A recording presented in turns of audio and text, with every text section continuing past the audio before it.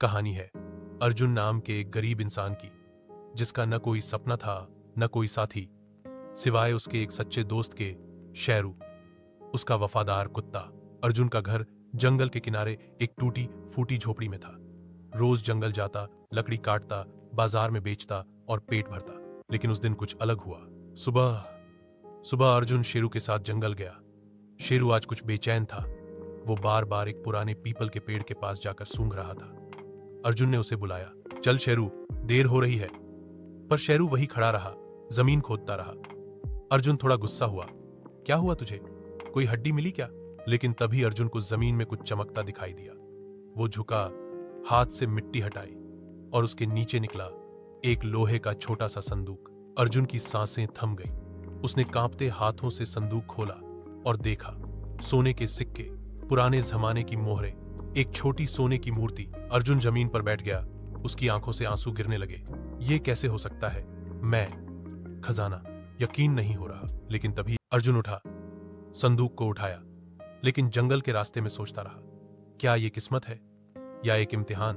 गांव वापस पहुंचकर उसने सबसे पहले शेरू के लिए एक गरम दूध और रोटी रखी। फिर खुद नहीं खाया, सीधे सरपंच के पास गया। अर्जुन ने कहा, सरपंच जी, जंगल में खजाना मिला है, लेकिन वो मेरा नहीं, गांव का है। गांव वाले पहले तो चौंक गए, फिर अर्जुन की ईमानदारी को देख भावुक हो गए। सरपंच ने कहा, अर्जुन, ये खजाना तेरा नहीं, तेरी सोच की वजह से अब पूरे गांव का है। सरपंच ने अर्जुन को उस खजाने का हिस्सा दिया। बचे हुए धन से गांव में स्कूल बना, अस्पताल खुला और पानी की व्यवस्था हुई। लेकिन अर्जुन ने सबसे पहला काम क्या किया? उसने शेरू के लिए एक बड़ा घर बनवाया, जहां उसे हर दिन दूध, चिकन और आराम मिलता। वो कहता था, जिसने मेरी किस्मत बदली, उसका पहला हक बनता है। कभी कभी जिंदगी में इंसान को सबक किसी बड़े इंसान से नहीं, एक जानवर से मिलता है। एजा ईमानदारी तब दिखती है जब कोई देख नहीं रहा होता। एज किस्मत सबको मौका देती है, पहचानने वाला चाहिए। पिछली कहानी में आपने देखा कैसे अर्जुन को जंगल में खजाना मिला और उसका वफादार कुत्ता शेरू बना हीरो।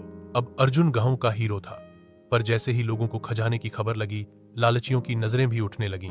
गांव से 10 किलोमीटर दूर था एक और गांव, जहां रहते थे 3 बदनाम लोग, भालू, कालू और झुंडू।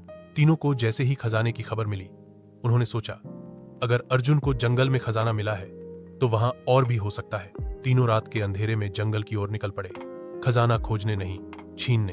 उधर अर्जुन आराम कर रहा था। शेरू हमेशा की तरह उसके पास ही सो रहा था। तभी शेरू के कान खड़े हुए। जंगल की झाड़ियों में हलचल थी। शेरू धीरे से उठा और अंधेरे में झाड़ियों की तरफ दौड़ा, और क्या देखा? तीनों चोर अर्जुन के घर के बाहर गड्ढा खोद रहे थे। उनका इरादा था खजाना चुराना और अर्जुन को रास्ते से हटाना। शेरू ने बिना एक पल गंवाए एक जोरदार भौंक के साथ हमला कर दिया।